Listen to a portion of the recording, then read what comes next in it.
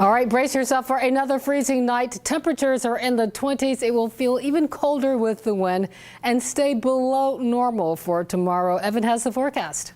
That's right, Regina. Not just tomorrow, but really for the next 7 days and beyond. We'll get close to normal by Saturday. Temperatures around the region, as Regina mentioned, in the 20s, though we have some teens showing up. 16 the current temperature in Wakefield, 19 in Chesapeake. It's 26 in Norfolk right now at Norfolk International Airport. And those winds right now are coming in out of the north at around 5 or 6 miles per hour. So we're not seeing as bitterly cold wind chills as we were seeing yesterday at this time. Feels like 17 degrees, though. 21 in Williamsburg, 18 in Franklin, 14 in Elizabeth City. It feels like 13 degrees in Virginia Beach. It is cold out there, and it'll be another cold night tonight. Tomorrow, we're looking at more sunshine. Temperatures rebounding a little bit. We'll be back up a little bit closer to 40 degrees as we go through the afternoon. Officially, I'm going 40 degrees. Futurecast is saying about 38, 39. Either way, we're still looking at readings that are about 9 degrees below normal for this time of year. The good news, we are looking at temperatures again back up closer to normal by Saturday. The bad news, I guess, depends on how you look at it. A big push of Arctic air is set to move in, even colder air, just in time to ring in New Year's Eve. I'll have details on that in the 7-day forecast coming up in a few minutes. All right, thanks, Evan. With the cold weather, you want to make sure your vehicle is in good shape. Mechanics say this time of year, they see a lot of dead batteries, especially in cars that aren't driven often.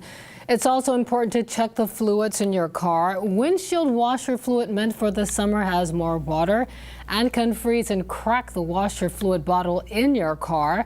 You may also want to check your oil and antifreeze levels.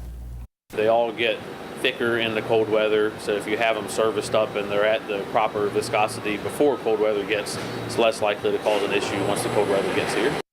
And remember to put a bag in your car with winter essentials in the event you break down on the road. Now, there is concern for the homeless tonight. The city of Hampton is reminding people about the HELP program, that's HELP. Churches take turns hosting people, providing shelter and food. From now until the 30th, Ivy Memorial Baptist Church on Coliseum Drive is welcoming homeless people. Next week, it will be Mark's United Methodist Church on East Mercury Boulevard. Well, we are just days away from ringing in the new year, so Hampton Roads Transit is offering some help. 13 News Now reporter Robert Boyd has a look at some of the safe travel options. Well, on a typical Sunday night, the Elizabeth River Ferry, which I'm standing on right now, stops running at 9 p.m. But of course, that's not good enough for New Year's Eve. So on New Year's Eve, it will be running until 2 a.m. One of the many ways HRT is trying to make sure the people of Hampton Roads have a fun and safe New Year. Whether you're traveling by water or by tracks, Hampton Roads Transit wants your new year to be as accommodating as possible. They're extending tide and ferry service until 2 a.m. New Year's Eve. We want to make sure that the service is running long enough for folks to come down, enjoy themselves, and to get home safely. Gene Cavassis with HRT said during the Grand Illumination Parade, more than 11,000 passengers rode the tide into downtown. He says why fight for a parking spot or pay a surcharge for an Uber when HRT is $4 round trip. It's really hard to beat the overall cost of public transit. It's, dollar for dollar, it's the best value. This marks the first New Year's Eve for the new Waterside District. All 5 of their bars are having big events. They say HRT will be a huge help before and after the clock strikes midnight. The cool thing about HRT being so responsive and really, giving so many different versions and ways to transport people, it really allows people to get out there in the masses to come enjoy a night out on the town in downtown Norfolk. Okay, how many crab balls? Portsmouth bars like Barron's say the ferry running late could also introduce new customers to a downtown that could really use a boost. Yeah, with the tolls, we need all the help we can get. We want to get more and more people to spend money in Portsmouth and bring business. So this will be great. We need this. For more information on all of HRT's extended holiday hours, go to our website, 13newsnow.com. On the Elizabeth River Ferry, Robert Boyd, 13 News Now. So if you do decide to drive to parties and end up having a little too much to drink, AAA can help get you home safely. They are running the annual Tipsy Tow program. Write down the phone number on your screen.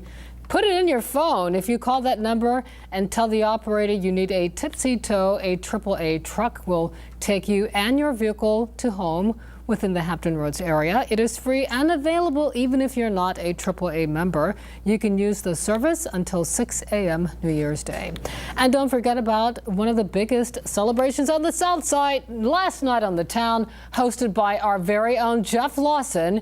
You can ring in the new year at Pembroke Mall in Virginia Beach. The band 10,000 Maniacs will headline. Of course, Jeff is the MC. He'll have the forecast. Everything kicks off Sunday afternoon and lasts through the night with a ball drop. Last night on the town is free and open to the public.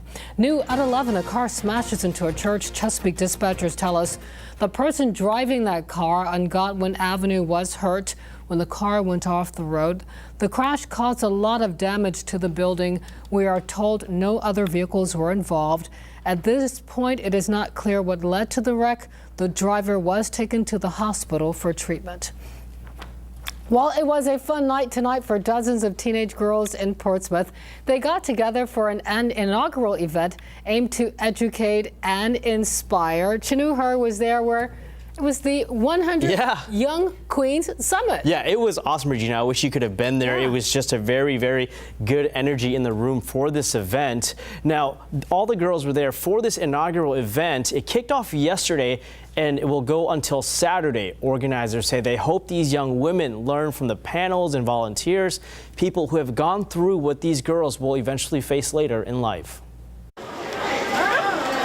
Sitting in each seat at venue 757. Why not have something that's positive? Was a young queen brought together for one purpose, to learn. And going through my motions. That's why LaTanya Wallace volunteered at the 100 Young Queens Teen Summit and brought her daughter along as well. It's reflective. I don't only want to just move in a certain way. I move in this way so my daughters can imitate and be a reflection of my leadership. LaTanya wanted her daughter, Kalia Jones, to be a part of the 4-day summit aimed at teaching teenage girls about different life skills and also talking about different topics like anti-bullying, college, and career searching. Because I feel like I'm not the only one that's motivated to change myself and to change the community. I feel like it's a lot of other kids in our age group that yearn for the change.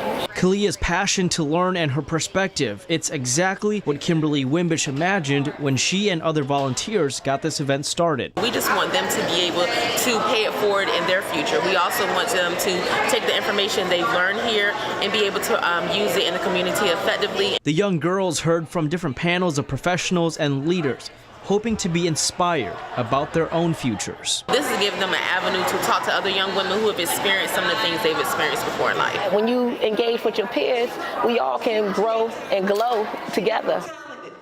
All right, and I might add that Norfolk's delegate-elect Gerald J. Jones was also there tonight to speak to some of the young women. Now, the last series of this summit is Saturday. This is a free event for any parents or teens who are interested. You can register online or learn more, and I have a link to that on my Facebook page. Just look for Chinu Her, and it's also on our website, 13newsnow.com. Chinu Her, 13 News Now. Other news, we now know a man is charged after a car crashed off a boat ramp and into the water in Virginia Beach. 26-year-old James Lee Underwood of Chesapeake is charged with DUI. Last week, police say Underwood and another person were in a car when they went into the water at the Virginia Aquarium boat ramp on General Booth Boulevard. No word on how that other person is doing tonight.